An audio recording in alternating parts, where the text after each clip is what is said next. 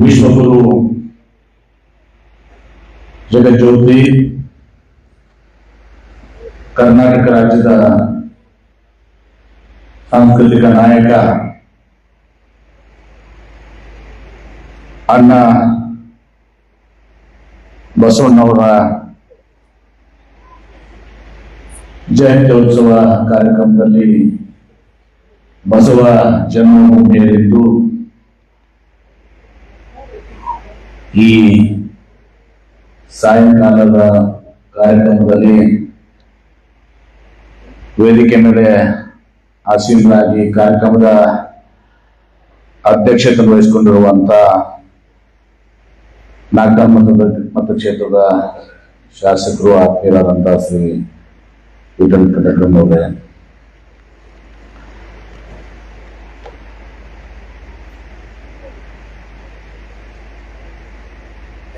ವಿಜಯಪುರ ಮಹಾನಗರ ಪಾಲಿಕೆಯ ಮಹಾಪೌರರಾದಂತಹ ಶ್ರೀ ಮಡಿವಾಳಪ್ಪ ಕರಡಿ ಅವರೇ, ನಗರಾಭಿವೃದ್ಧಿ ಪಾಲಿಕಾದ ಅಧ್ಯಕ್ಷರಾದಂತಹ ಸಹೋದರ ಡಾಕ್ಟರ್ ಸಂಭಾನಿ ಅವರೇ, ನಮ್ಗೆ ಇವತ್ತು ವಿಶೇಷ ಉಪನ್ಯಾಸವನ್ನು ನೀಡಿದಂತಹ ನಿರ್ದೇಶಕರು, ಕನ್ನಡ ಅಧ್ಯಯನ ಸಂಸ್ಥೆ ಹಾಗೂ ಡಿ ಕಲಾನಿಕಯ ಗುಲ್ಬರ್ಗ ವಿಶ್ವವಿದ್ಯಾಲಯದ ಪ್ರೊಫೆಸರ್ ಎಸ್ ವಿ ಪೋತೆ ಅವರೇ, ಜಿಲ್ಲಾಧಿಕಾರಿಗಳು ಬಂದು ಮಾನ್ಯ ಕನ್ನಡ ರಾಜ್ಯಪಾಲರು ಆಗಮಿಸುತ್ತಿರುವುದರಿಂದ ಅವರು ಬರಮಾಡಿಕೊಳ್ಳಕ್ಕೆ ನಿರ್ಗಮಿಸಿದಂತ ಡಾಕ್ಟರ್ ಕೆ ಆನಂದ್ ಅವರೇ, ಇದೀಗ ನಮ್ಮನ್ನು ಉದ್ದೇಶಿಸಿ ನಮ್ಮೆಲ್ಲರಿಗೂ ಕೂಡ ಎರಡು ಸುಂದರ ವಚನಗಳನ್ನ, ಅವರ ಮಾತೃಭಾಷೆ ಕನ್ನಡ ಆಗದಿದ್ರೂ ಕೂಡ ಅತ್ಯಂತ ಸುಂದರವಾಗಿ ಇವತ್ತು ಸಹ ವಚನವನ್ನ ಸಾದರಪಡಿಸಿದಂತ ಜಿಲ್ಲಾ ಪಂಚಾಯತಿನ ಮುಖ್ಯ ಕಾರ್ಯನಿರ್ವಾಹಕರಾದಂತಹ ಶ್ರೀ ಋಷಿ ಆನಂದ್ ಅವರೇ, ಮಾಜಿ ಶಾಸಕರಾದಂತಹ ಪ್ರೊಫೆಸರ್ ರಾಜು ಹಲ್ಗೂರ್ ಅವರೇ, ಈ ಸಲ ಬಸವ ಜಯಂತಿಯನ್ನ ಅತ್ಯಂತ ವಿಜೃಂಭಣೆಯಿಂದ ಅರ್ಥಪೂರ್ಣವಾಗಿ ಆಚರಣೆ ಮಾಡಬೇಕು ಅಂತ ಹೇಳಿ ಎಲ್ಲ ಬಸವ ಅನುಯಾಯಿಗಳು, ಸಂಘ ಸಂಸ್ಥೆಗಳು ಕೂಡಿ ಈ ಸ್ವಾಗತ ಸಮಿತಿಯ ಅಧ್ಯಕ್ಷರಾದಂಥ ಶ್ರೀ ಘನಶ್ಯಾಮ್ ಜೋಸ್ನಿಯವರವರೇ, ಮಹಾನಗರ ಪಾಲಿಕೆಯ ಇನ್ನೋರ್ವ ಸದಸ್ಯರಾದಂತಹ ಸಹೋದರ ರಾಜು ಮುಗಿಮಚ್ ಅವರೇ, ಸಂತೋಷ್ ಬೋವಿ ಅವರೇ, ಎಲ್ಲ ಬಸವ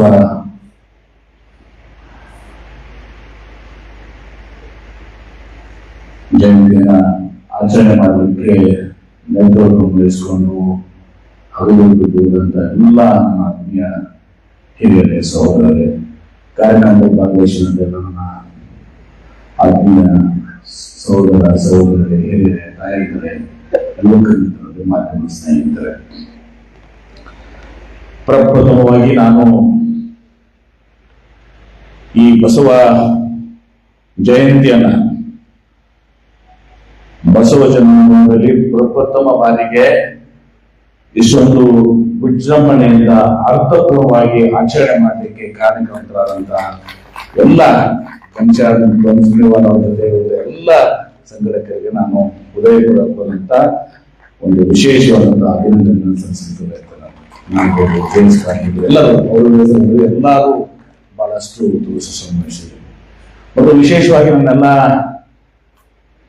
ತಾಯಂದಿರು, ಸಹೋದರಿಯರು, ಹೆಣ್ಮಕ್ಳು ಇವತ್ತು ಸಹ ವಚನ ಪುಸ್ತಕೆಯನ್ನ ಓದಿಸಿಕೊಂಡು ನಮ್ಗಿಂತ ಜಾಸ್ತಿ ನೀವೇ ಇದ್ರಿ, ಹೆಣ್ಮಕ್ಳಿಗಿಂತ ಜಾಸ್ತಿ ನೀವೇ ಇದ್ರಿ. ನಿಮಗೂ ವಿಶೇಷವಾದಂತ ಅಭಿನಂದನೆಗಳನ್ನು ಸಲ್ಲಿಸಲಿಕ್ಕೆ ಬಯಸ್ತೇನೆ. ಯಾಕಂದ್ರೆ ಮಹಿಳೆಯರಿಗೆ ಸಮಾನತೆ ಅಂತ ಅನ್ಕೊತೋದೇ 12 ಶತಮಾನದಲ್ಲಿ ಅದನ್ನ ಸ್ಮರಣೆ ಮಾಡಿ ಒಂದು ಅದು ಇಷ್ಟಕ್ಕೆ ನಾನು ನನ್ನ ಮಾತನ್ನು ನಿಲ್ಲಿಸಲಿಕ್ಕೆ ಬಯಸೋದಲ್ಲ. ಮುಂದಿನ ವರ್ಷ ಬಹುಶಃ ಯಾಕಂದ್ರೆ ಇದು ಬಸವ ಜನ್ಮಭೂಮಿ, ಬಸವ ಕಲ್ಯಾಣ ಒಂದು ಸಹ ಕರ್ಮಭೂಮಿ ಸಹ. ಇಲ್ಲಿ ನಾವು ಯಾವ ಪ್ರಮಾಣದಲ್ಲಿ ಸಹ ಬಸವರ ಜಯಂತಿಯನ್ನು ಆಚರಣೆ ಮಾಡಬೇಕು, ಅದು ಬಹುಶಃ ಇಲ್ಲಿವರೆಗೆ ಅಷ್ಟು ವಿಜೃಂಭಣೆಯಿಂದ ಅರ್ಥಪೂರ್ಣವಾಗಿತ್ತು ಸಹ ಆಗಿರ್ಲಿಕ್ಕಿಲ್ಲ. ಈ ಸಲ ಮಾತ್ರ ನಾವು ಮಾಡಿಕೊಡಿಸಿದ್ರೆ ಮುಂದಿನ ವರ್ಷ ಬಹುಶಃ ನಾನೇ ಒಂದು ಸ್ವಲ್ಪ ಅದರ ನೇತೃತ್ವವನ್ನು ವಹಿಸಿಕೊಂಡು ಇವತ್ತು ಕಂಪಲ್ಸರಿ ಆಗಿ ನಮ್ಮ ಎಲ್ಲಾ ಶಾಸಕರ ಮಿತ್ರರ ಕಟ್ಟಕೊಂಡದ ಬೆಳಿಗ್ಗೆ ನಿಮ್ಮ ಮತಕ್ಷೇತ್ರದಾಗ ಎಲ್ಲ ನೀವು ಆಚರಣೆ ಮಾಡಿಕೊಡ್ರಿ.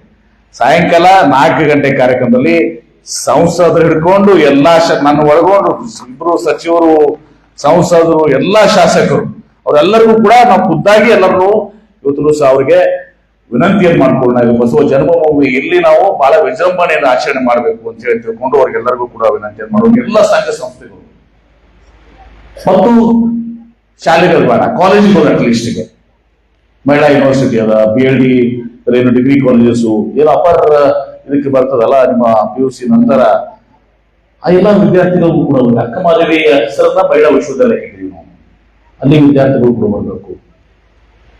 ಬೇರೆ ಬೇರೆ BLD ಸಂಸ್ಥೆ ಇರ್ಬೋದು, CCAT ಇರ್ಬೋದು, ಮತ್ತೊಂದು ಎಲ್ಲಾ ಸಂಸ್ಥೆಗಳನ್ನ ಆಯ್ಕೆ ಮಾಡಿಕೊಂಡು ಎಲ್ಲಾ ಸಂಘಟನೆಗಳನ್ನ ಕೇವಲ ಲಿಂಗಾಯತ ಸಂಘಟನೆಗಳಲ್ಲ, ಮರ್ಚೆಂಟ್ ಅಸೋಸಿಯೇಷನ್ಗಳಲ್ಲ, ಎಲ್ಲರೂ. ಯಾಕಂದ್ರೆ ಬಸವಣ್ಣ ಅವರು ಅನುಭವ ಮಂಟಪವನ್ನ ಎಲ್ಲಾ ಕಾಯಕ ವರ್ಗಗಳನ್ನು ಸೇರಿಸಿಕೊಂಡಂಥವ್ರು, ಎಲ್ಲರನ್ನೂ ಸೇರಿಸಿಕೊಂಡು ಕೆಲಸ ಮಾಡುವಂತ. ನಾನು ಜಿಲ್ಲಾಧಿಕಾರಿಗಳಿಗೆ ಒಂದು ಸ್ವಲ್ಪ ಕರೆಕ್ಟ್ ಸೂಚನೆ ಕೊಡ್ಬೇಕಂತ ಮಾಡಿದ್ದೆ. ಅವತ್ತು ದಿವಸ ಅಲ್ಲಿ ಅವ್ರು ಹೋದ್ರು. ಅದ್ರ ವಿಷಯ ನಿಮಗೆ ತಿಳಿದಿರಿ, ಅವ್ರ ಪರವಾಗಿ ನಿಮ್ಗೆ ಹೇಳ್ತೇನೆ. ಬಸವ ಜಯಂತಿ ಅಂದು ನಾವು ಅಥವಾ ಅಂಬೇಡ್ಕರ್ ಜಯಂತಿ ಈ ಎಲ್ಲಾ ಜಯಂತಿ ದಿವಸ ನಾವು ರಜೆಯನ್ನು ಘೋಷಣೆ ಮಾಡ್ತೀವಿ. ಆ ರಜೆ ಘೋಷಣೆ ಮಾಡಿದ ಅರ್ಥ ಏನು?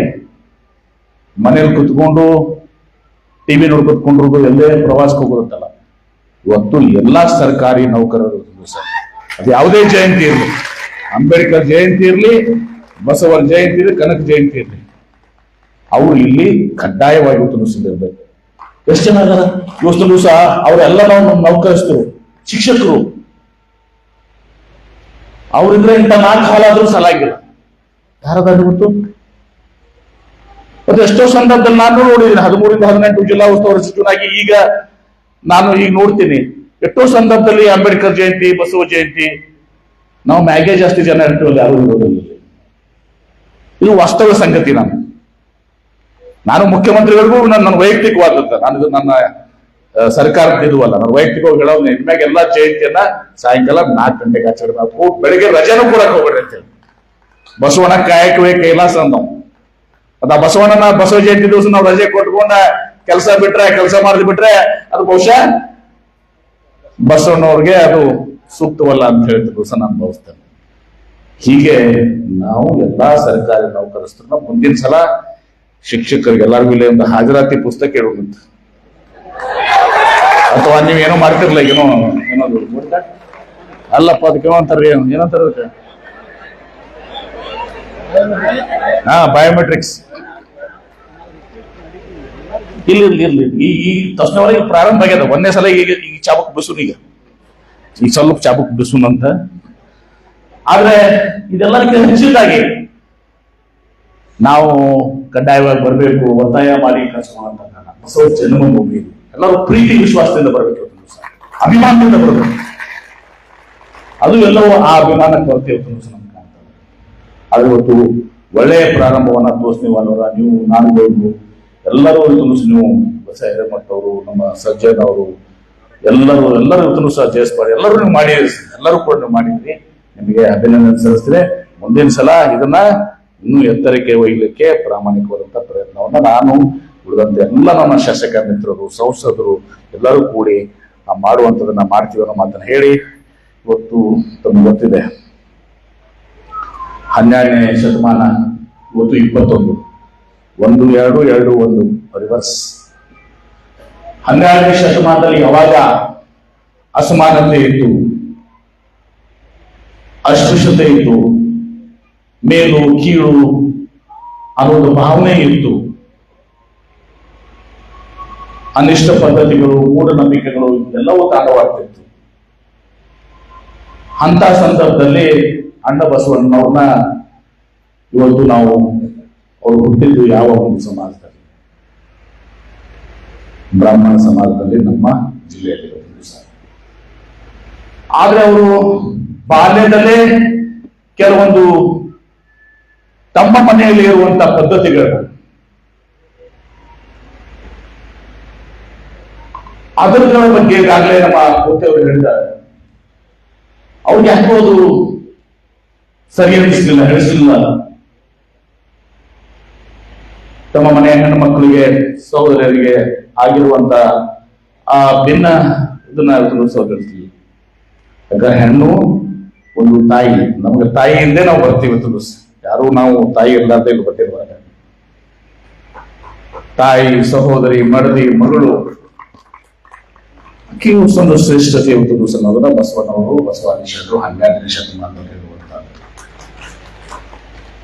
ಇವತ್ತು ಕೋಟೆಯವರು ಬರೆದಂತ ವಿಚಾರಗಳೆಲ್ಲ ಹೇಳಿದ್ದಾರೆ. ಇವತ್ತು ಇಂಗ್ಲೇಶ್ವರ ಬಾಗೇವಾಡಿಯಲ್ಲಿ ಹುಟ್ಟಿ ತದನಂತರ ಕೂಡಲ ಸಂಗಮಕ್ಕೆ ಹೋಗಿ, ಮುಂದೆ ಮಂಗಳಗಡಕ್ಕೆ ಹೋಗಿ, ಮುಂದೆ ಬಸವ ಕಲ್ಯಾಣಕ್ಕೆ ಹೋಗಿದ್ದ ವಿಚಾರಗಳೆಲ್ಲ ನಮ್ಮೆಲ್ಲ ಬಂದಿದ್ದಾವೆ.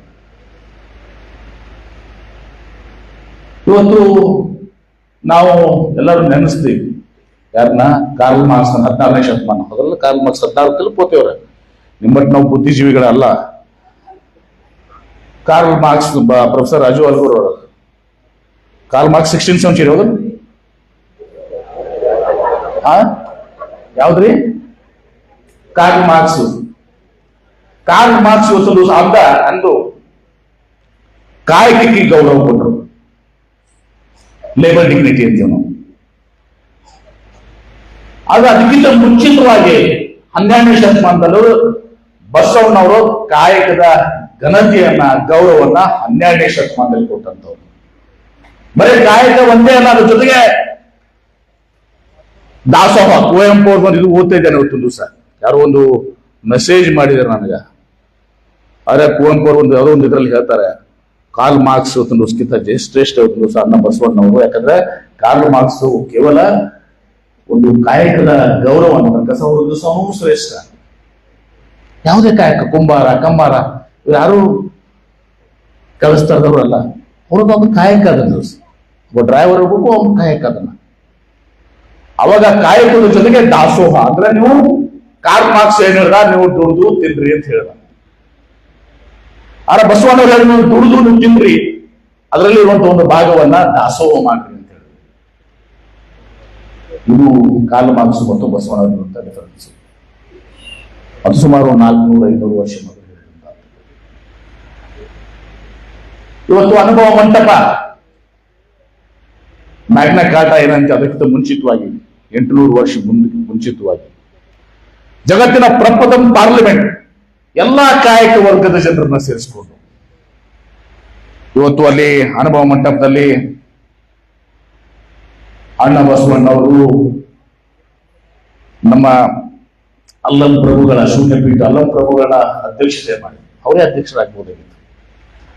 ಅವರ ಅಧ್ಯಕ್ಷತೆಯಲ್ಲಿ ಇವತ್ತು ಮಾದಾರ ಚೆನ್ನಯ್ಯ, ಡೋವರ ಕಕ್ಕಯ್ಯ, ಸಮಗಾರ ಹರಳಯ್ಯ, ಅಕ್ಕಮಾದೇವಿ, ಚನ್ನಬಸವಣ್ಣ, ಅಂಬಿಗರ ಚೌಡಯ್ಯ, ನೂಲಿ ಚಂದಯ್ಯ, ಇವತ್ತು ಬಹಳಷ್ಟು ಮುಸಲ್ಮಾನ್ ಸಮಾಜದ ಸಮುದಾಯಗಳೆಲ್ಲ ನಮ್ಮ ಗಣ್ಯರ ಪಾಟ್ಲಿ ಎಲ್ಲ ಹೋಗ್ತಾರೆ.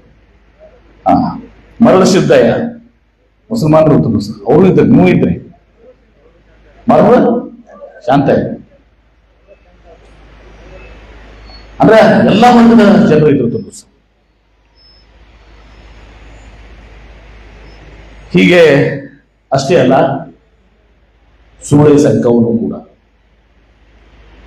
ನಾನು ಒಂದ್ಸಲ ಮೊನ್ನೆ ಯಾರೋ ಒಬ್ಬ ಮಹಾಶಯ ಯಾರಿಗೂ ಆ ಒಂದು ಶಬ್ದವನ್ನ ಪ್ರಯೋಗ ಮಾಡಿದ್ದಾರೆ, ಸೂಳೆ ವಿಚಾರ ಅಂತ ಹೇಳಿ. ನಾನು ಹೇಳಿದೆ, ಸೂಳೆ ಅವಳು ತನ್ನ ಹಸುವಿನ ಸಲುವಾಗಿ ಇವತ್ತು ಸರ್, ತನ್ನ ಹಸುವಿನ ಸಲುವಾಗಿ ತನ್ನ ಕುಟುಂಬವನ್ನು ಸಾಕಲಿಕ್ಕೆ ಇವತ್ತು ಸರ್ ಸಮಾಜ ಅವರನ್ನ ಅಲ್ಲಿ ಒಯ್ಯುವುದನ್ನು ಪರಿಶೀಲಿಸಿವಿ ನಾವು. ಆದ್ರೆ ನಾವು ನೋಡುವಂಥದ್ದು ನಮ್ಮ ಭಾವನೆಗಳು ಬೇರೆ ಇರ್ತದೆ. ಆ ಸೂರ್ಯನು ಕೂಡ ಶ್ರೇಷ್ಠ ಅಂತ ಹೇಳಿ, ಸಂಕವನು ಕೂಡ ಶ್ರೇಷ್ಠ ಅಂತ ಹೇಳಿ ಅನುಭವ ಮಂಟಪದ ಅವಳಿಗೂ ಸ್ಥಾನ ಆಯ್ತು. ಸಿದ್ದರಾಮೇಶ್ವರ ಮೂವಿ ಇದಕ್ಕಂತೇಳಿ ಹೀಗೆ ಆ ಅನುಭವ ಮಂಟಪದ ಜೊತೆಗೆ 12ನೇ ಶತಮಾನದಲ್ಲಿ ದೇವರಿಗೆ ಕನ್ನಡ ಬರ್ತಿರ್ಲಿಲ್ಲ. ದೇವರಿಗೆ ಕನ್ನಡ ಬರ್ತಿರ್ಲಿಲ್ಲ, ಅವರು ಎಲ್ಲ ಸಂಸ್ಕೃತ. ದೇವರಿಗೆ ಸಂಸ್ಕೃತಾಗೆ ನಾವೆಲ್ಲ ಈಗೂ ಬಿಟ್ಟಿಲ್ಲ, ಆದ್ರೆ ಅವಾಗಂತೂ ಪೂರ್ತಿ ಅದೇ ಇತ್ತು. ಈಗೂ ನಾವು ಅದೇ ಮಾಡ್ತೀವಿ. ಮತ್ ಬೇರೆ ಕೆಲವು JS ಪಾಠಕ್ಕೆ ಚೆನ್ನಾಗಿ ಹೇಳ್ತಾರ. ಈಗ ಅವಾಗ ದೇವರಿಗೆ ಕಟ್ಕೊಂಡವ್ರ ಕನ್ನಡ ಬರ್ತಿರ್ಲಿಲ್ಲ. ದೇವರಿಗೆ ಕನ್ನಡ ಕಲಿಸಿದವರು ಯಾರಂದ್ರೆ ಈ ವಚನಕಾರರು. ಇವತ್ತು ಬಸವ ಧರ್ಮ ಏನಿದೆಯಲ್ಲ ಅದು ಕನ್ನಡದ ಧರ್ಮ, ಕನ್ನಡ ನಾಡಿನಲ್ಲಿ ಹುಟ್ಟಿದಂತ ಧರ್ಮ. ವಚನ ಚಳುವಳಿ ಮೂಲಕ ಆಡು ಭಾಷೆಯಲ್ಲಿ ಇವತ್ತು ಜನರಿಗೆ ಒಂದು ಸಾಮಾಜಿಕ ಸುಧಾರಣೆ ತರಬೇಕು, ಸಮಾನತೆ ತರಬೇಕು, ಸುಂದರ ಸಮಾಜ ನಿರ್ಮಾಣ ಆಗಬೇಕು ಅಂತ ಹೇಳಿ ಅಣ್ಣ ಬಸವಣ್ಣವರು ಬಸವಾದಿ ಶಾಸಕ ಇವತ್ತಿಗೂ ಕೂಡ ಬಸವಣ್ಣವರು, ಬೌದ್ಧರು, ಡಾಕ್ಟರ್ ಬಾಬಾ ಸಾಹೇಬ್ ಅಂಬೇಡ್ಕರ್ 12ನೇ ಶತಮಾನ ಬಹಳ ಕೃಷಿಕರ ಸಮುದಾಯ ಇತ್ತು, ಪರಿಸ್ಥಿತಿ ಇತ್ತು ಅಂತ 800 ವರ್ಷದಿಂದ. ಇವತ್ತು ಕೂಡ ನಾವು ಮರ್ಯಾದೆ ಹತ್ಯೆ ನೋಡ್ತೀವಿ. ಆವಾಗ ಕಲ್ಯಾಣ ಕ್ರಾಂತಿ ಆಗಿದೆ, ಆವಾಗ ಈ ಅಂತರ್ಜಾತೀಯ ಅವಾಗ ಹೆಂಗಿರ್ಬೇಕು. ಬಹುಶಃ ಕಲ್ಯಾಣ ಕ್ರಾಂತಿ ಆಗಿದ್ರೆ ಇವತ್ತು ಭಾರತ ದೇಶ ಬಸವ ಧರ್ಮ ಆಗಿ ಉದುರಿಸುವಂತಿತ್ತು, ಜಾಗತಿಕ ಧರ್ಮ ಆಗ್ತಿತ್ತು, ಬಸವ ಸಂಸ್ಕೃತಿ ಸಾಕ್ತಾ ಇತ್ತು. ಅದು ಬಹಳಷ್ಟು ಮಂದಿ ನಾವು ಲಿಂಗಾಯತರು ಕೂಡಿವ್ರಿ. ನಾವು ಮೇಲ್ವರ್ಗ ಇವರೆಲ್ಲ ನಮ್ಮ ಸಂಬಣಿ, ನಾವು ಎಲ್ಲ ಮಠ, ನಾವೆಲ್ಲರೂ ಮೇಲ್ವರ್ಗದವ್ರು ನಾವು ತಿಳ್ಕೊತೀವಿ. ನಾವು ಮೊದಲು ಏನಿದ್ದೀವೋ ನಮ್ಗೆ ಗೊತ್ತಿಲ್ಲ. 12 ಬಸವಣ್ಣವ್ರಿಗಿಂತ ಮೊದಲು ನಾವು ಏನಿದ್ದೀವೋ ನಮ್ಗೆ ಗೊತ್ತಿಲ್ಲ. ಮತ್ತು ಬಸವಣ್ಣವರು ಮೂಲತಃ ಪ್ರಾರಂಭ ಮಾಡಿದ್ದೇನು? ಈ ಚತುರ್ವರ್ಣದ ವಿರುದ್ಧ. ಚತುರ್ವರ್ಣ ಎಂದ್ರೇನು? 1 A Hindus, B ಕ್ಷತ್ರಿಯಾಸ್, C Vaishyas, D ಶೂದ್ರಾಸ್. ಬಸವಣ್ಣವರು ಇದನ್ನ 4 ಹೊರತುಪಡಿಸಿ ಹೊರಗಿದ್ರು. ನೀವು 1871 ಮೈಸೂರು ಸೆನ್ಸಸ್ ತೆಗೆದು ನೋಡ್ರಿ, ಗೊತ್ತಾಗತ್ತೆ ನಿಮ್ಗೆ. ನಾವು ಈ 4 ಇದ್ರಾಗ ಇರ್ಲಿಲ್ಲ. ಬ್ರಾಹ್ಮಣರಾಗಂತರೂ ನೀವು ಲಿಂಗಾಯತ ಬರಂಗಿಲ್ಲ. ಕ್ಷತ್ರಿಯರಾಗಿ ಆಯ್ತಪ್ಪ, ಚಕ್ರ, ಕಿತ್ತೂರಾಣಿ ಚೆನ್ನಮ್ಮ, ಹಿಂಗೆಲ್ಲ ಕೆಳದಿ ಅರಸರು, ಹಿಂಗೆಲ್ಲ ವಿಜಯನಗರ ಅರಸರು ಮೊದಲಿನವರು, ಮೈಸೂರು ಅರಸರು ಮೊದಲು ಎಲ್ಲ ಲಿಂಗಾಯತ ಕ್ಷತ್ರಿಯದಾಗರೆ ಬರ್ಬೇಕಾಗಿತ್ತಲ್ಲ, ಅಲ್ಲಿ ಇಲ್ಲ. ಆಯ್ತಪ್ಪ ಲಿಂಗಾಯತರು ನಾವೆಲ್ಲ ಎಲ್ಲ ನಮ್ಮ ಎಲ್ಲ ರವಿ ಬಿಸಿರಿಗೆಲ್ಲ ಕೂತಾರ, ಕಡೆಗೆ ನಾವು ವೈಶ್ಯರಾಗರೆ ಬರ್ಬೇಕಲ್ಲ, ವ್ಯಾಪಾರಸ್ಥರು ಅಂತ ಹೇಳಿಲ್ಲ.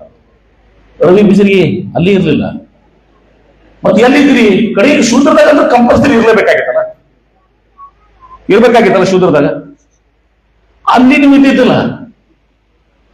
ಅಂದ್ರೆ ಬಸವಣ್ಣವ್ರು ಹುಟ್ಟಾಕಿದೇನು ಈ ಚತುರ್ವರ್ಣದ ವಿರೋಧವಾಗಿತ್ತು ಸರ್. ಇವು 4ದಾಗ ಇರ್ಲಿಲ್ಲ. ನೀವು ಅದರ್ ಆರ್ಡರ್ಸ್ ಅಂತ ಹೇಳಿ, ಹಂಗೆ ಜೈನರು ಇದ್ದಾರಲ್ಲ, ಹಂಗ ಅದರ್ ಆರ್ಡರ್ಸ್ ಲಿಂಗಾಯತ್ ಅಂತ. ಅವಾಗ ಬ್ರಿಟಿಷರು ಇದ್ದ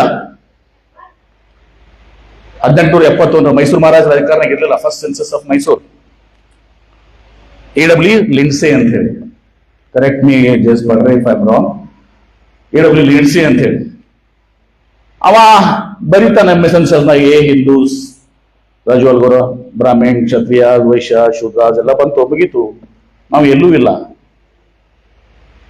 ಮುಂದ ಅದರ್ ಆರ್ಡರ್ಸ್ ಅಂತ ಬರ್ತದೆ. ಅದರ್ ಆರ್ಡರ್ಸ್ ಇತರೆ ಅದು ಅಂತ ಧರ್ಮಗಳು. ಈ ಜೈನ್ಸ್ ಅವರು ಚತುರ್ವರ್ಣದ ಹೊರಗೆ ಇದ್ದಂಥವ್ರು. ಸ್ವತಂತ್ರ ಅವರೊಂದು ಇಂಡಿಕ್ ರಿಲಿಜನ್, ಅಂದ್ರೆ ಭಾರತ ದೇಶದಲ್ಲಿ ಹುಟ್ಟಿದಂತಹ ಧರ್ಮಗಳು ಸಿಖ್, ಜೈನ, ಇವು ಭಾರತ ದೇಶದಲ್ಲಿ ಹುಟ್ಟಿದಂಥದ್ದು. ಎಫ್ ಲಿಂಗಾಯಸ್ ಅಂತ ನಾವು ಕೊಟ್ಟೆವರ ನಾವು ತುಸು ಕಲ್ತಿದ್ದೀವಿ. ಅವಾಗ ಡೆಫಿನೇಷನ್ ಕೊಡ್ತಾ ಒಂದನ್ನ ಲಿಂಗಾಯಸ್ ಬಗ್ಗೆ ಒಂದು ಪ್ಯಾರಾಗ್ರಾಫ್ ಬರೀತಾ ನಾವು. It is not a cost, ಅದು ಜಾತಿ ಅಲ್ಲ. ಇಟ್ಸ್ ಅ ರಿಲಿಜನ್, ಅದೊಂದು ಧರ್ಮ. ವೇರ್ ಮೆನಿ ಕಾಸ್ಟ್ ಬಿಲಾಂಗ್, ಬಹಳಷ್ಟು ಜಾತಿಗಳು ಒಳಗೊಂಡಂತ ಒಂದು ಧರ್ಮ. ಮತ್ತು ನಮ್ಮ ಬಗ್ಗೆನೂ ಬರೀತಾನು. ಇಗ್ನೋರೆಂಟ್ ಪೀಪಲ್, ನಾನು ನೀನು, ಇಗ್ನೋರೆಂಟ್ ತಿಳುವಳಿಕೆಯಿಂದ ಜನ, ಇಗ್ನೋರೆಂಟ್ ಪೀಪಲ್ ಅಂತ ತಿಳುವಳಿಕೆ. ರಿಜಿಸ್ಟರ್ಡ್ ಇಸ್ ಅ ಕಾಸ್ಟ್, ಜಾತಿ ಅಂತ ಬರೆಸ್ತೀವಿ ನಾವು ಲಿಂಗಾಯತಲ್ಲಿ. Care has to be taken by enumerators ಅನ್ನ ಸೆನ್ಸಸ್ ಆಫ್ ಎನ್ಯುಮರೇಟರ್ಸ್ ಇರ್ತಾರೆ, census officers to register him or her in the religion column, ಧರ್ಮದ ಕಾಲಮ್ ನಾವು ಬರ್ಸಬೇಕು. ಅದು ಲಿಂಗಾಯತರೇ ಹೋಗಿ ಈಗೆಲ್ಲ ನಮ್ಮೆಲ್ಲ ಜಗಚಾರ ಅವರು ಮಗ್ಗಿ ಮಕ್ಕಳ ಮೇಲೆ ಮ್ಯಾಲ ಕೂತಾಗಿ ಗುರುಶೈವ ಲಿಂಗಾಯತರು ಹೋಗಿ ಏನೇ ಇರಲಿ ರಿಜಿಸ್ಟರ್ ಧರ್ಮ ಕಾಲಮ್ ಅಂದ್ರೆ ಜಾತಿ ಕದ ಬರ್ಸ್ಬೇಕು. ಮತ್ ಬಹಳಷ್ಟು ಜನ ಮತ್ತೆ ಇದೆಲ್ಲ ಹೇಳ್ತಾರೆ ಬಸವಣ್ಣವರು ಬಸವ ಧರ್ಮವನ್ನ ಹುಟ್ಟಾಕಿದ್ರು. ಈಗ ಹೇಳಿದ್ರಲ್ಲ ಲಿಂಗಾಯತ ಯಾರು ಲಿಂಗನ ಆಯಾತ ಮಾಡ್ಕೋತಾನ ಅಪ್ಕೋತಾನ, ಇಂಪೋರ್ಟ್. ಆಯಾತ ಅಂದ್ರೆ ಇಂಪೋರ್ಟ್. ಯಾರು ಲಿಂಗವನ್ನ ಇಂಪೋರ್ಟ್ ಮಾಡ್ಕೋತಾನ ಅಂದ್ರೆ ಒಪ್ಕೋತಾನ, ಅಪ್ಕೋತಾನ, ಇದು ಲಿಂಗಾಯತ. ಯಾರು ಬೇಕಾದವರು ದುರುಸ ಯಾರು ಇಷ್ಟ ಲಿಂಗವನ್ನ ಇದು ಮಾಡ್ಕೊಂಡು ಇದು ಮಾಡೋಲ್ಲ ಲಿಂಗಾಯತ. ಅವಾಗ ಅನುಭವ ಮುಟ್ಟದ್ನಾಗ ಎಲ್ಲರೂ ನಮ್ಮ ಕಟ್ಟಕೊಂಡ ನೀವು ರಾಜು ಅವರೆಲ್ಲ ನಾವೆಲ್ಲರೂ ಲಿಂಗಾಯತರೇ ಆಗಿದ್ವಿ. ಮುಂದೆ ಕಲ್ಯಾಣ ಕ್ರಾಂತಿ ಆದ್ಮೇಲೆ ನಾವು ನಿಮ್ಮ ಒಪ್ಕೊಂಡಿಲ್ಲ, ನೀವು ನಮ್ಮ ಏನ್ ಮಾಡೋದಪ್ಪ ಇವ್ರ ಕಡೆ ಏನ್ ಮಾಡ್ಕೊಂಡು ಬರ್ಕಂತ ಕೊಡುತ್ತೆ, ನೀವು ಬಿಟ್ಟು ನಮ್ಗೆ ಹೋಗಿರಿ ಏನ್ರಿ. ಇಲ್ಲಿಕಂದ್ರ ಇವತ್ತ ಈ ಪಾಪ್ಯುಲೇಷನ್ ಎಷ್ಟು ಜನಸಂಖ್ಯೆ ಲಿಂಗಾಯತರು ಅಂದ್ರ ಅದೇನ ಕಲ್ಯಾಣ ಕ್ರಾಂತಿ ಆಗಿದ್ರ ಹಂಗ ಉಳಿತಂದ್ರ ಅನುಭವ ಮಟ್ಟ ಬಿಡ್ದಿತ್ತಂದ್ರ ಅಂಬಿಗರ ಚೌಡೇನು ನಮ್ ಕಡೆ ಇರ್ತಿದ್ವು, ಡೋರ ಕಕ್ಕಾಯಿನೂ ಮಾದಾರ ಚೆನ್ನಾಗಿ ನಮ್ ಕೂಡ ಇರ್ತಿದ್ರು, ಎಲ್ಲರೂ ನಮ್ ಕೂಡ ಇರ್ತಿದ್ರು. ಹೊತ್ತು ದಿವಸ ಕೆಟ್ಟಾಗಿರ್ತದ ನಮ್ಮ ಪಾಪ್ಯುಲೇಷನ್ 80% ಗಣಿಯಾರು ನೀವು ಇರ್ತಿದ್ವಿ, 80% ನಾವೇ ಇರ್ತಿದ್ವಿ. ಯಾವ್ದಪ್ಪ ಹೈಯೆಸ್ಟ್ ಕಾಸ್ಟ್ ಇದ್ರ ಏನ್ ಸರ್ವೆ ಇರ್ತಿರಲ್ಲ, ಈಗ ಜಾತಿ ಸರ್ವೆನ ನಾವೇ ಇರ್ತಿದ್ವಿ. ಅಂದ್ರೆ ಬಸವಣ್ಣವರು ಏನು ಧರ್ಮವನ್ನ ಹುಟ್ಟಾಕಿದ್ರು ಅದು ಜಾತಿ ರಹಿತ ಧರ್ಮ. ಜಾತ್ಯತೀತ ಬೇರೆ, ನಾವು ಗಣಿಯಾರು ಮಾತಾಡ್ತಿರ್ತಾರೆ ದಿನ ಜಾತ್ಯತೀತ, ನಾವು ಗಣಿಯಾರು ಮಾತಾಡ ಕಾಂಗ್ರೆಸ್ ಪಾರ್ಟಿ ನಾವೆಲ್ಲರೂ ಜಾತ್ಯತೀತ ಆದ್ರೆ ಬಸವಣ್ಣವ್ರು ಹೇಳಿದ್ದು ಜಾತಿ ರಹಿತ ಧರ್ಮ. ಜಾತಿ ರಹಿತ ಧರ್ಮ ಅಂದ್ರೆ ಕಾಸ್ಟ್ಲೆಸ್ ಸೊಸೈಟಿ. ಜಾತಿ ನಿರ್ಮೂಲನೆ, ಮಾನವರೆಲ್ಲ ನಾವು ಒಂದು ಮಾನವ ಧರ್ಮ ಅಂತ ಹೇಳ್ತೀವಿ. ಅದಕ್ಕೆ ಅವರು ಹೇಳಿದ್ರು ದೈವೇ ಧರ್ಮದ ಮೂಲ, ಕಾಯಕವೇ ಕೈಲಾಸ ಅಂತನೂ ಕೂಡ ಹೇಳಿದ್ರು. ಯುವನಾರವ ಅನ್ನೋದ್ ಬಗ್ಗೆ ನಮ್ಮ ಋಷಿಯವರು ಬಹಳ ಚೆನ್ನಾಗಿ ಹೇಳ್ಬಿಟ್ರು. ಇವ ನಮ್ಮವ ಅಂತ ಹೇಳಿದ್ರೆ ಎಲ್ಲರೂ ನಮ್ಮವ ಅಂತ ಹೇಳಿ. ಮತ್ತು ಪ್ರಮುಖವಾಗಿ ಕರ್ಮ ಸಿದ್ಧಾಂತವನ್ನ ತಿರಸ್ಕಾರ ಮಾಡಿದಂಥವ್ರು. ಇವಾಗ ಹಿಂದಿನ ಜನ್ಮದಾಗ ನಾವೇನೋ ಪಾಪ ಮಾಡಿದ್ರು ಅದಕ್ಕೆ ಹೀಗಾಗೈತಿ. ಹಿಂದಿನ ಜನ್ಮ ಪಾಪ ಮಾಡಿದ್ರೆ ಸಲ ಭಿಕ್ಷುಕರಾಗಿ ಹುಟ್ಟಿವಿ. ಹಿಂದಿನ ಜನ್ಮದಾಗ ಹಿಂಗಾಗಿದ್ರು ಅದಕ್ಕೆ ಹಿಂಗಾಗಿರುತ್ತೆ. ಕರ್ಮ ಸಿದ್ಧಾಂತವನ್ನು ತಿರಸ್ಕಾರ ಮಾಡಿದ್ರು. ಅದನ್ನೆಲ್ಲ ಸೈಂಟಿಫಿಕ್ ವೈಜ್ಞಾನಿಕವಾಗಿರ್ತದೆ. ಮೂಢನಂಬಿಕೆಗಳು, ಅನಿಷ್ಟ ಪದ್ಧತಿಗಳು, ದೇವದಾಸಿ ಅಂತ ಅನಿಷ್ಟ ಪದ್ಧತಿ ಇತ್ತು, ಮೂಢನಂಬಿಕೆಗಳು ಇತ್ತು. ಎರಡು ಸಲ ಬೇಕಾದಾಗ ನಾವು ಗಾಡಿ ನಿಲ್ಲಿಸ್ತೀವಿ, ಆ ಬೆಕ್ಕಿಗೆ ಹಂಚಿರ್ತದೆ ಎಲ್ಲರೂ ನನ್ನ ಹಾಯ್ಸಿ ಹೋಗ್ಯಾನಪ್ಪ ಅಂತಾರೆ. ಅನಿಷ್ಟ ಪದ್ಧತಿಗಳು ಈ ತರ ಎಷ್ಟು ಸಲ ಎಂಜಲ ಮೇಲೆ ನಾವೆಲ್ಲ ಉರುಳಬೇಕು, ಆವಾಗ ನಾವು ಪಾಪ ಹೋಗ್ತದ ಅಂತೇಳಿ. ಅದು ಅಭಿಮಾನವೀಯ ಅಂತದ್ದು ಸರ್. ಯಾರ್ದು ಎಂಜಲ ಮೇಲೆ ನಾವು ಉರುಳಿದ್ರ ಇದಾಗಲ್ಲ. ನಾನು ವಿಶೇಷವಾಗಿ ನಾನು ಬ್ರಾಹ್ಮಣರಿಗೆ ಯಾರಿಗೂ ನಾನು ಬೈದಲ್ಲ, ಯಾಕಂದ್ರೆ ಬಸವಣ್ಣನೂ ಕೂಡ ಬ್ರಾಹ್ಮಣರ.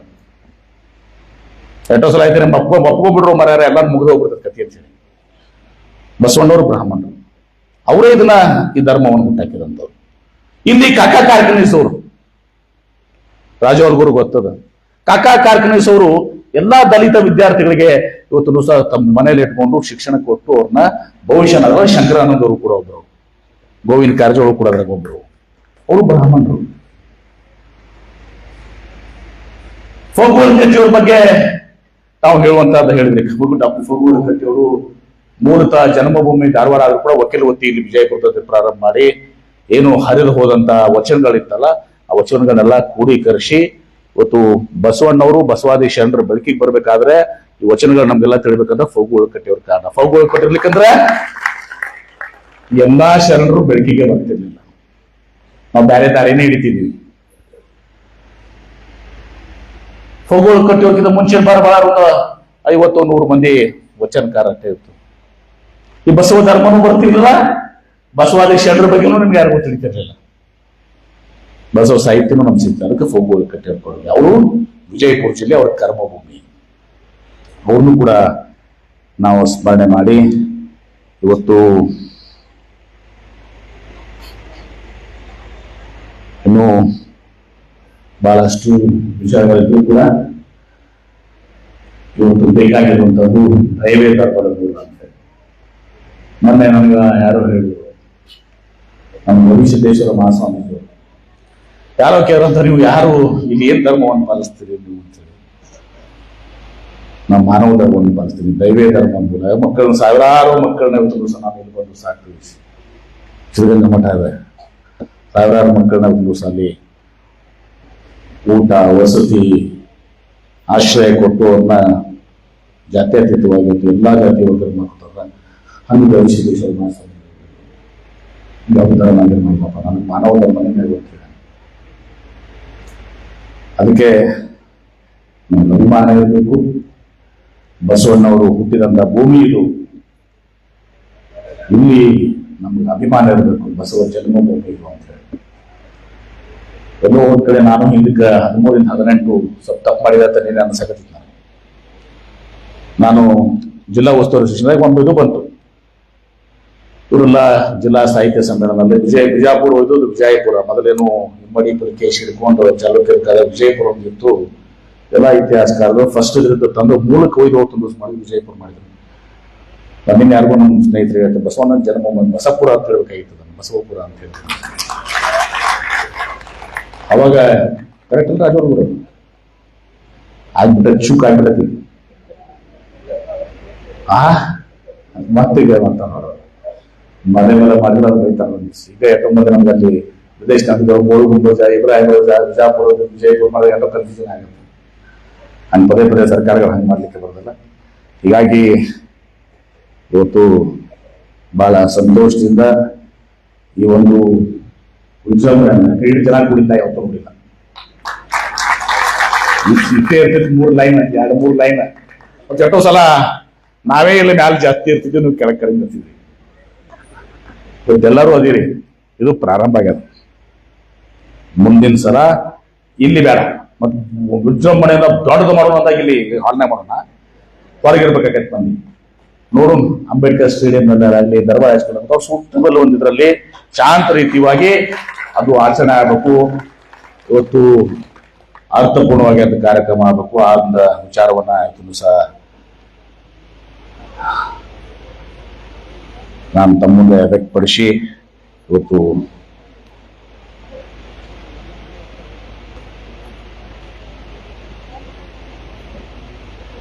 ನಾವೆಲ್ಲರೂ ಮುಂದೆ ಸ್ವಲ್ಪ ಅನುಭವ ಮಂಟಪನು ಮಾಡೋಣ.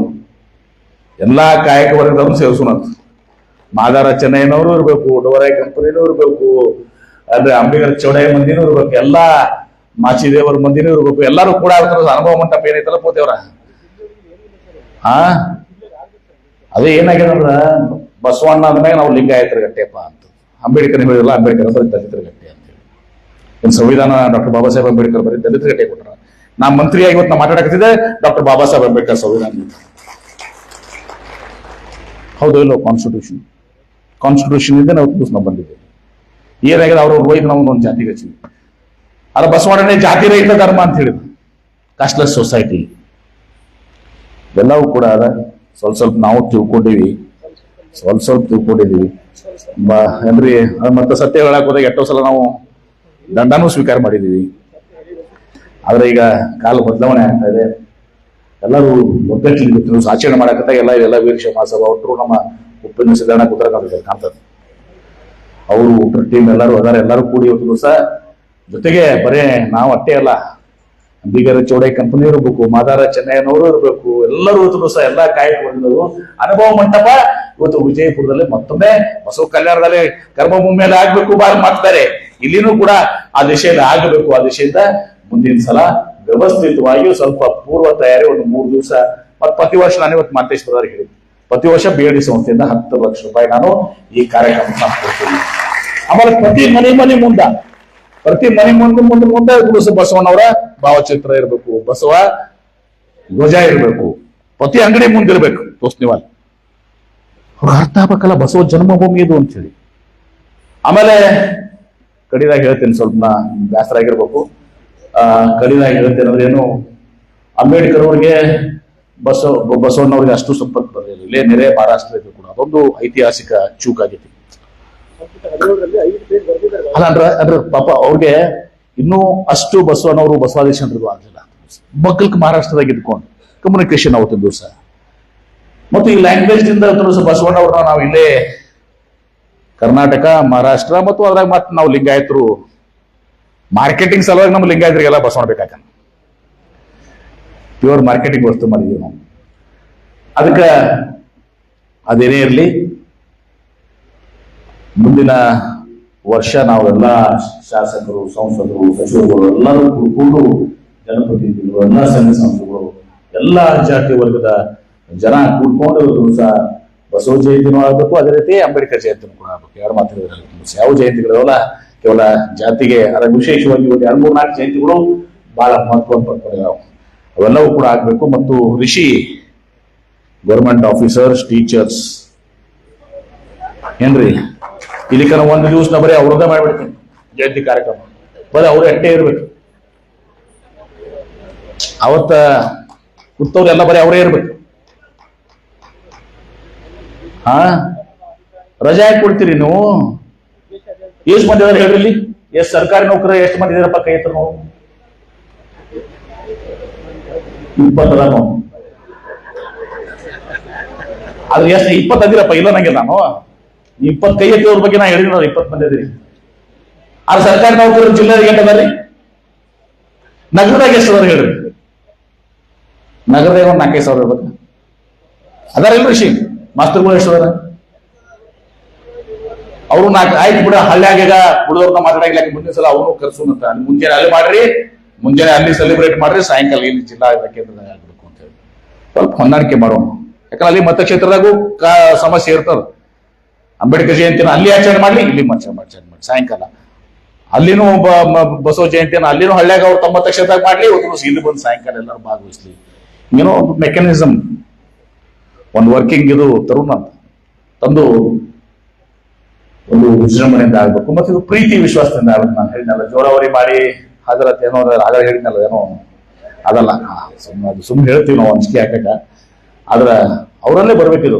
ಬಸವ ಜನ್ಮಭೂಮಿಯಪ್ಪ, ಬಸವನವರಿಗೆ ನಾಟ್ಯ ಹುಟ್ಟ್ಯಾರ, ಇಂಥ ಶ್ರೇಷ್ಠವಾದಂತ ಕೆಲಸವನ್ನು ಮಾಡಿದಾರ ಅಂತ ತಿಳ್ಕೊಂಡು ಅವರಲ್ಲೇ ಅದು ಪ್ರೀತಿಯಿಂದ ಆ ಭಾವನೆಗಳು ಬರಬೇಕು ಅನ್ನೋ ಮಾತನ್ನ ಸಂದರ್ಭ ಹೇಳಿ ಬಹಳ ಸಂತೋಷದಿಂದ ಬಂದು ಇವತ್ತು ನಮ್ಮ ಜೊತೆಗೆ ಇವತ್ತು ಮೆರವಣಿಗೆ ಸಿದ್ದೇಶ್ವರ ದೇವಸ್ಥಾನದಿಂದ ನಾನೇ ಕಂಡಪಟ್ಟು ಬೀಸಲಾದ ಜನ ತೋಸ್ತಿವಾದ ಇದ್ದದ್ದು ಹೇಳ್ತೀನಿ. ಮಂತೇಶ್ ಗಂದಿ ನಾನು ಮಂತೇಶ್ ತೆಲಿವಿ ಕಡೆ ನೋಡ್ದೆ ನಾನು ಕರೆಯುತ್ತೆ. ನಾನು ಇನ್ನು ಇಂಥ ಬಿಸ್ಲಾಗ ಯಾರು ಬರ್ತಾರ ಅಂದೆ ನಾವು. ನೀವು ಅದಾಗ 3-4 ಇಟ್ಟಿದ್ರಿ, ಸ್ವಲ್ಪ ಎಲ್ಲ ಇರ್ಲಿ, ಅದು ಸ್ವಲ್ಪ 5 ಗಂಟೆ ಸ್ವಲ್ಪ ಅದು 3 ಕಂದ್ರೆ ಅದು ಕಂಡಪಟ್ಟು ಬಿಸಿಲಿರುತ್ತೆ. ಬಿಸಿಲು ಭಾಳ ಅಂತವ್ರಿಗೆ ಸ್ವಲ್ಪ 5 ಗಂಟೆಗೆ ಮಾಡಿ ಚಂದಾಗಿ ತೊಗೊಂಬಂದ ಅಂದ್ರೆ ನಲ್ಗೋಡ್ರ ನಮ್ಮ ಇಲ್ಲಿನ ಬಾರ ಒಂದು 8 ಮಂದಿ ಇರ್ತಾರ. ಆದ್ರೂ ಕೂಡ ಎಲ್ಲ ಹೆಣ್ಮಕ್ಳು, ವಿಶೇಷವಾಗಿ ನಿಮ್ಗೆ ಜಾತಿ ಅವರು ಇದ್ರು. ಅನ್ಕೊಂಡು ಅದಕ್ಕೆ ಅರ್ಥಪೂರ್ಣವಾಗಿ ನಾವು ಈ ವರ್ಷ ಆಚರಣೆ ಮಾಡಿದರೆ ಮುಂದಿನ ವರ್ಷ ಇದರ 100 ಪಟ್ಟು ಜಾಸ್ತಿ. ಎಷ್ಟು ಪಟ್ಟ? 100 ಪಟ್ಟು ಜಾಸ್ತಿ ನಿಶ್ಚಿತವಾಗಿ ಮಾಡೋಣ. ಹಿಂದೊಂದು ಸಂದರ್ಭ ಇತ್ತು, ಅಂಬೇಡ್ಕರ್, ಡಾಕ್ಟರ್ ಬಾಬಾ ಸಾಹೇಬ್ ಅಂಬೇಡ್ಕರ್ ಒಂದು ಜಯಂತಿನ 75 ಯಾವುದು 125 ನಾವು ಆಚರಣೆ ಮಾಡಿದ್ದೀವಿ. ಅವಾಗ ಯಾರು ರಾಜ ಅಲ್ಬುರ್ಗ, ಅಡಿಯಪ್ಪಗ, ನಾಗರಾಜ್ ನಂಬು ಗಿಂಬು ಎಲ್ಲರಿಗೂ ನೀವು ಆರಾಮಿರಪ್ಪ, ನಾವು ಆಚರಣೆ ಮಾಡ್ತೀವಿ, ನೀವು ಗೆಸ್ಟ್ ಆಗಿ ಬರ್ರಿ ಅಂತ ಹೇಳಿ ಮಾಡಿದೀವಲ್ರಿ. ಅವಾಗ 75,000 ಮಂದಿ ಇತ್ತು ಸ್ಟೇಡಿಯಂನಾಗ. ಸಿದ್ದರಾಮಯ್ಯನವರು ಕೂಡ ಅನಾಯಾಸ ಬಂದಿದ್ರು, ಅದು ಬಂದು ಭಾಗವಹಿಸಿ. ಹಂಗಾಗಿ ಅದನ್ನ ಆ ರೀತಿ ಕಲ್ಚರ್ ಸಹ ಡೆವಲಪ್ ಆಗಬೇಕು. ಬಸವ ಧರ್ಮ ಜಾಗತಿಕ ಧರ್ಮ ಆಗಬೇಕು. ಬಸವ ಸಂಸ್ಕೃತಿ ಜಾಗತಿಕವಾಗಿ ಎಲ್ಲ ಕಡೆ ಕೊಡ್ಬೇಕು. ವಚನಗಳು ಎಲ್ಲಾ ಜಗತ್ತಿನಾದ್ಯಂತ ನಮ್ಮ ವಚನಗಳು ಬೇರೆ ಬೇರೆ ಭಾಷೆಯಲ್ಲಿ ಸಹ ಬೇರೆ ಬೇರೆ ಇದರಲ್ಲಿ ಹೋಗ್ಬೇಕು. ನಮ್ಮ ಲಿಂಗಾಯತ ಧರ್ಮದ, ಬಸವ ಧರ್ಮದ ಬಗ್ಗೆ ಜನರಿಗೆ ತಿಳಿಬೇಕು, ಅನುಭವ ಬಗ್ಗೆ ತಿಳಿಬೇಕು. ಇಲ್ಲಿ ಅವರು ಬರೀ ಕಾರ್ಲ್ ಮಾರ್ಕ್ಸ್ ಕೂತಿರ್ತಾರೆ. ಕಾರ್ಲ್ ಮಾರ್ಕ್ಸ್ ವರ್ಲ್ಡ್ನಾಗ ಎಲ್ಲ ಕಡೆ ಗೊತ್ತದಾರ, ಎಲ್ಲಾ ದೇಶನಾಗ ಕಾರ್ಲ್ ಮಾರ್ಕ್ಸ್ ಗೊತ್ತದಾರ. ಇಲ್ಲೆಲ್ಲಿ ಗೊತ್ತದಾರ? ಬಸವನವ್ರು ಎಲ್ಲಿ ಗೊತ್ತದ? ರಿಪುಟಿ ಅವ್ರ. ನಾವು ಪೊಲಿಟಿಷಿಯನ್ ಸ್ವಲ್ಪ ಪ್ರಾಕ್ಟಿಕಲ್ ಇರ್ತೀವಿ, ನೀವು ಮಾಸ್ಟರ್ಗಳು ಸ್ವಲ್ಪ ಥಿಯರಾಟಿಕಲ್ ಇರ್ತೀವಿ. ಹಿಂಗಾಗಿ ಅದಕ್ಕೆ ಆ ಕೆಲಸವನ್ನ ನಾವು ಜಾಗತಿಕವಾಗಿ ಬಸವ ಧರ್ಮ, ಬಸವ ಸಂಸ್ಕೃತಿ, ವಚನಗಳು ಎಲ್ಲವೂ ಕೂಡ ಹೋಗ್ಬೇಕು. ಮತ್ತು ನಮ್ಗೆ ಅಭಿಮಾನ ಇರಬೇಕು. ಕನ್ನಡದ ಧರ್ಮ ಇದು, ವಚನ ಚಳವಳಿಯಿಂದ ಕನ್ನಡದ ಚಳವಳಿ ಇತ್ತು, ಆಡು ಭಾಷೆಯಿಂದ ಕೊಟ್ಟಂಥವ್ರು. ಪಾಪ ನಮ್ಮ ಋಷಿ ಆನಂದ್ ಹೆಂಗ್ ಮಾಡಿದ್ರು ಎರಡು ವಚನ ಅವ್ರಿಗೆ ಗೊತ್ತಾಗಿ ಎರಡು ವಚನ ಹೇಳಿದ್ರು. ಬಿಜಾಪುರಕ್ಕೆ ಅವ್ರು ಶಿವ ಆಗಿ ಬಂದಿರ್ಲಿಕ್ಕೆ ವಚನ ಹೇಳ್ತಾರೆ ಕರ್ನಾಟಕ. ಆದ್ರೆ ಇಂಥ ಋಷಿ ಆನಂದ್ ಅವರು ಬೇರೆ ಬೇರೆ ಜಿಲ್ಲಾ ರಾಜ್ಯದಾಗ ಇರ್ತಲ್ಲ, ಅವ್ರಿಗೂ ಗೊತ್ತಾಗಬೇಕಲ್ಲ ವಚನಗಳು, ಗೊತ್ತಾಗಬೇಕಲ್ರಿ ಋಷಿ ಅವ್ರು. ನಿಮ್ಗೆ ಅನಿಸ್ತದಲ್ಲ ಎಷ್ಟು ಇದರಲ್ಲಿ ಅರ್ಥ ಇದೆ ಇವತ್ತು ದಿವಸ, ಎಷ್ಟು ಮಾನವೀಯತೆ ಇದೆ, ಎಷ್ಟು ಶ್ರೇಷ್ಠ ವಚನಗಳಿದಾವೆ, ನಿಮ್ಗೆ ಗೊತ್ತಾಯ್ತಲ್ಲ. ಈಗ ಉಳಿದವ್ರಿಗೂ ಗೊತ್ತಾಗಬೇಕಲ್ಲ ಜಗತ್ನಾಗ. ಸ್ಪ್ಯಾನಿಷು, ಇಂಗ್ಲಿಷು, ಫ್ರೆಂಚು, ಮ್ಯಾಂಡ್ರಿನು ಎಲ್ಲರಿಗೂ ಗೊತ್ತಾಗ್ಬೇಕು. ಆ ದಿಶೆಯಲ್ಲಿ ನಾನು ಒಂದು ಪ್ರೊಜೆಕ್ಟ್ ಇಟ್ಕೊಂಡಿದ್ದೀನಿ, ಸ್ವಲ್ಪ ಹಿಂದೆ ಮುಂದೆ ಬಿದ್ದದ, ಅದ್ರ ಮುಂದೆ ಅದನ್ನ ಮುಂದುವರ್ಸ್ಕೊಂಡು ಹೋಗ್ತೀವ್ರ ಮಾತನ್ನ ಸಂದರ್ಭ ಹೇಳಿ, ಇವತ್ತು ಬಸವಣ್ಣ ಅವ್ರನ್ನ, ಬಸವಾದಿಶರನ್ನ, ವಚನಗಳನ್ನ ಜಾಗತಿಕವಾಗಿ ಎಲ್ಲರಿಗೂ ಕೂಡ ತಲುಪುವ ರೀತಿಯಲ್ಲಿ ಕೆಲಸ ನಾವೆಲ್ಲರೂ ಮಾಡಬೇಕಾಗಿದೆ ಮಾತನ್ನ ಸಂದರ್ಭ ಹೇಳಿ, ಆ ದಿಶೆಯಲ್ಲಿ ಪ್ರಯತ್ನಗಳು ನಡೀತಾ ಇದ್ದಾವೆ, ಪ್ರಯತ್ನವನ್ನ ಮುಂದುವರ್ಸ್ಕೊಂಡು ಹೋಗ್ತೀವಿ ಅನ್ನೋ ಮಾತನ್ನು ಹೇಳಿ ಎಲ್ಲರಿಗೂ ವಂದಿಸಿ ಮತ್ತೊಮ್ಮೆ ಎಲ್ಲರಿಗೂ ಕೂಡ ಬಸವ ಜಯಂತಿಯ ಶುಭಾಶಯಗಳನ್ನು ಕೋರಿ ಮತ್ತೊಮ್ಮೆ ಆಚರಣೆ ಮಾಡಲಿಕ್ಕೆ ಸಹಕಾರ ಮಾಡುವಂತೆ ಎಲ್ಲರಿಗೂ ಕೂಡ ಪ್ರತಿಯೊಬ್ಬರಿಗೂ ಕೂಡ ಇವತ್ತು ನಾನು ಹೃದಯಪೂರ್ವಕ ಅಭಿನಂದನೆ ಸಲ್ಲಿಸಿ ಮಾತುಗಳನ್ನು ಎಲ್ಲರಿಗೂ ನಮಸ್ಕಾರಗಳು.